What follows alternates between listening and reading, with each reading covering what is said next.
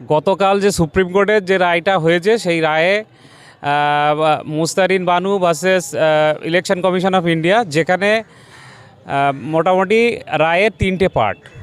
আগামী 10 তারিখে মামলাটা, 10ই মার্চে মামলাটা থাকবে। তার মধ্যে 28/2/2026 তারিখের মধ্যে সুপ্রিম কোর্ট যেটা মানে ইলেকশন কমিশনের সঙ্গে আপনার স্টেট অফ ওয়েস্ট বেঙ্গলের মানুষের যে কনফ্লিক্ট যেটা লজিক্যাল ডিসক্রিপেন্সি হোক, তারপর নট সিটিজেন হোক, এবং বিভিন্ন জায়গায় এসআইআরের নোটিশের নাম করে সিটিজেনকে নট সিটিজেনের নোটিশ ধরানো হচ্ছে। আমাদের একটা বরাবরই বক্তব্য ছিল যে এসআইআরের নাম করে এটা এনআরসি হচ্ছে।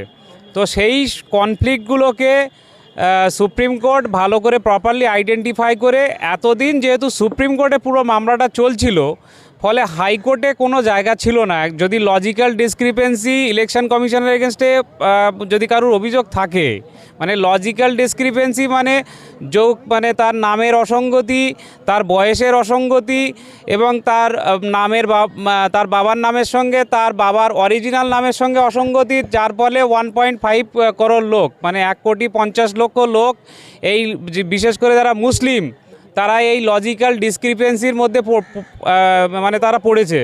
তার ফলে ইলেকশন কমিশন নানা রকমভাবে আরোরা বিভিন্ন রকমভাবে মানুষকে হ্যারাস করছে। সেটাকে কনক্লুশনে রেখে যে কনস্টিটিউশনাল মেশিনারি, একটা কনস্টিটিউশন, ইলেকশন কমিশন আর স্টেট অফ ওয়েস্ট বেঙ্গল, তাদের মধ্যে যে কনফ্লিক্ট হচ্ছে, সেই কনফ্লিক্টটাকে যাতে আর না হয়, তাহলে তার জন্য চিফ জাস্টিসের নেতৃত্বে একটা কমিটি তৈরি হবে। সেই কমিটি আগামী কয়েকদিনের মধ্যে একটা রিপোর্ট তৈরি করবে। সেই রিপোর্টে অনুযায়ী স্টেট মানে যে বিভিন্ন জুডিশিয়ারি, যারা এক্স জুডিশিয়ারি ডিস্ট্রিক্ট জাজ আছে, তারা এই সমস্ত বিষয়ে মতামত প্রকাশ করবে। ফলে রাজ্যের বাসীর কাছে একটা বিষয় হলো, যারা লজিক্যাল ডিসক্রিপেন্সিতে ভুগছেন, যারা নামের বানান স্পেলিংয়ের মানে নিয়ে ভুগছেন, বাবার নামের স্পেলিং নিয়ে ভুগছেন, তাদের আর সেই জায়গাটার কোনো ভয় নাই। কারণ ইলেকশন কমিশন একচেটিয়া যেটা করছিল, এখন জুডিশিয়াল অথরিটি সেটা করবে এবং হাইকোর্টের তত্ত্বাবধানে হবে। যেহেতু আর্টিকেল 142 অফ দি কনস্টিটিউশনে সুপ্রিম কোর্ট যে অর্ডারটা দিচ্ছে, সেই অর্ডারটাকে গতকাল যে অর্ডারটা পাস হয়েছে, সেটাকে সারা ওয়েস্ট বেঙ্গলে ইমপ্লিমেন্ট হবে। ডিআইজি, আইজি এরা পুরো জিনিসটা মেনটেন করবে।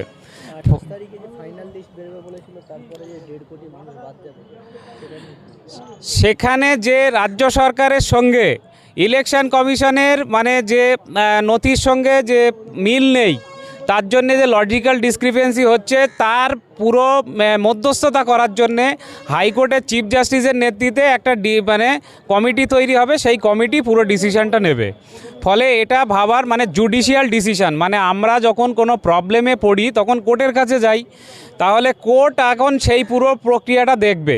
যদি কোনো লজিক্যাল ডিসক্রিপেন্সি অনুযায়ী মানে কমিটি যদি না শোনে, তখন আপনি হাইকোর্টে 226-এর মামলা করতে পারবেন ডিরেক্ট এসে, লজিক্যাল ডিসক্রিপেন্সিটা মানে কিওর করার জন্যে।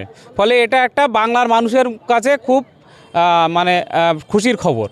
এই যে নট ইন্ডিয়ান সিটিজেন বা যাদেরকে মৃত ঘোষণা করা হয়, তাদেরকে কী হবে?